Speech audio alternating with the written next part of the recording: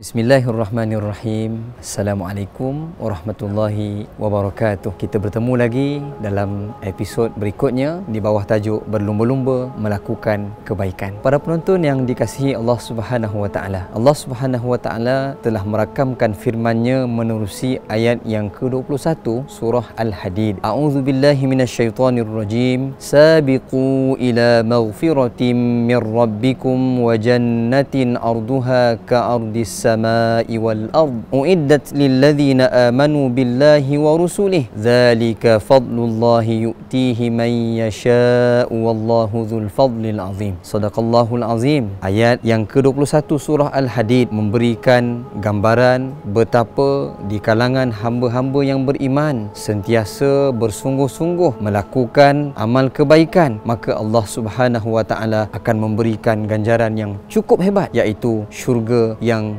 bidang luasnya seluas langit dan bumi. Para penonton yang dikasihi Allah Subhanahu wa taala, begitu terbatasnya kehidupan kita di dunia ini. Apabila kita ingin memiliki tempat tinggal, maka tempat tinggal itu dinilai berapakah keluasan sesuai dengan harga pasaran. Bagaimana gambaran begitu luas dan hebatnya kurniaan Allah Subhanahu wa taala kepada hamba yang berlumba-lumba melakukan kebaikan. Bukan hanya keluasan kehidupan di dunia, tetapi kehidupan di akhirat dikurniakan syurga yang seluas bidang langit dan bumi. Sungguh kita tidak dapat membayangkan bagaimana limpah kurnia yang begitu besar itu. Yang kedua, Allah Subhanahu wa taala juga telah berfirman menerusi surah Fatir ayat yang ke-32. A'udzubillahi minasyaitonirrajim. Tsumma awrathnal kitaba alladhina istafaina min ibadina faminhum zalimun li nafsihi wa minhum muqtasid wa minhum sabiqun bil khairati biiznillah. Dzalika huwal fadlul kabir. Sadaqallahul azim. Para penonton yang budiman, menerusi ayat yang ke-32 surah Fatir ini, Allah Subhanahu wa taala menjelaskan kepada kita ada 3 peringkat ataupun 3 tahap bagaimana keadaan manusia ini dalam beramal. Yang pertama, ada di kalangan manusia yang telah diberikan panduan kebenaran tetapi dia masih memilih untuk melakukan kezaliman pada dirinya. Dia masih lagi memilih untuk melakukan perkara-perkara yang bertentangan dengan kebaikan. Maka disebut oleh Allah Subhanahu wa taala, faminhum zalimun li nafsihi. Ini kedudukan yang paling membinasakan. Dan kedudukan yang kedua, di kalangan hamba-hamba yang melakukan amal dalam kehidupannya, maka Allah perjelaskan tahap yang kedua ini, wa minhum muqtasid, iaitu mereka yang melakukan apa jua perbuatan, apa jua ibadah dalam kehidupannya, maka ada yang melakukan secara bersederhana semata-mata, maka tidak begitu bersungguh-sungguh. Tetapi pada tahap yang ketiga, sebaik-baik tahap yang diletakkan oleh Allah Subhanahu wa taala kepada orang beriman apabila mereka melakukan sesuatu perkara itu dalam keadaan bersungguh-sungguh mengerjakan amal kebaikan. Inilah golongan yang disebut oleh Allah Subhanahu wa taala, wa minhum sabiqun bil khairati biiznillah. Namun kebaikan yang kita lakukan itu kesungguhannya adalah berdasarkan keizinan dan keberkatan dari Allah Subhanahu wa taala. Sebab itu baginda Nabi SAW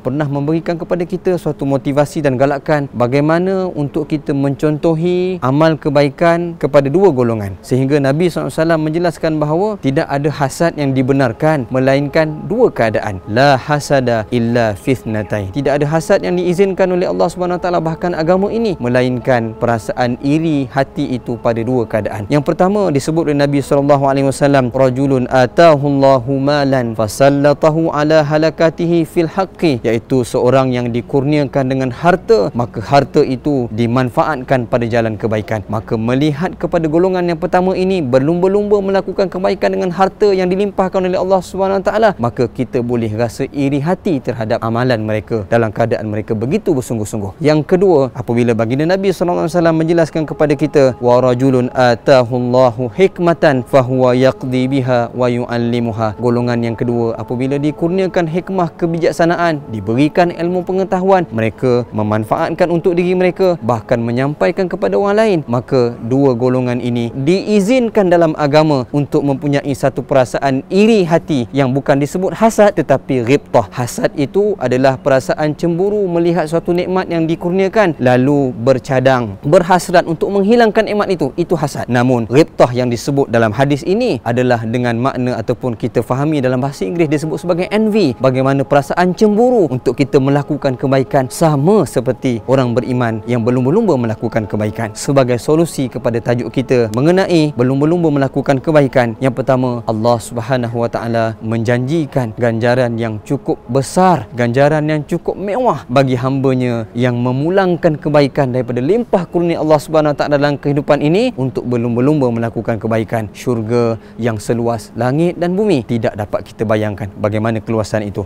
Yang kedua, orang yang bersungguh-sungguh melakukan kebaikan akan dikurniakan rahmat dan keampunan dari Allah Subhanahu Wa Taala. Inilah yang paling bernilai dan yang paling diimpikan oleh orang beriman, iaitu mendapat keampunan Allah Subhanahu Wa Taala. Disebutkan bahawa apabila seorang lelaki datang bertemu dengan Nabi SAW, menyatakan bahawa apakah doa yang paling utama untuk aku minta, maka kata Nabi SAW, sal rabbak al-afwa wal afiyah fid dini wad dunya wal akhirah fa in u'tita faqad aflahta. Barang siapa yang dikurniakan keampunan, barang siapa yang dikurniakan keafiatan, inilah orang yang berjaya dunia dan akhirat. Selamat beramal. Wallahu a'lam. Assalamualaikum warahmatullahi wabarakatuh.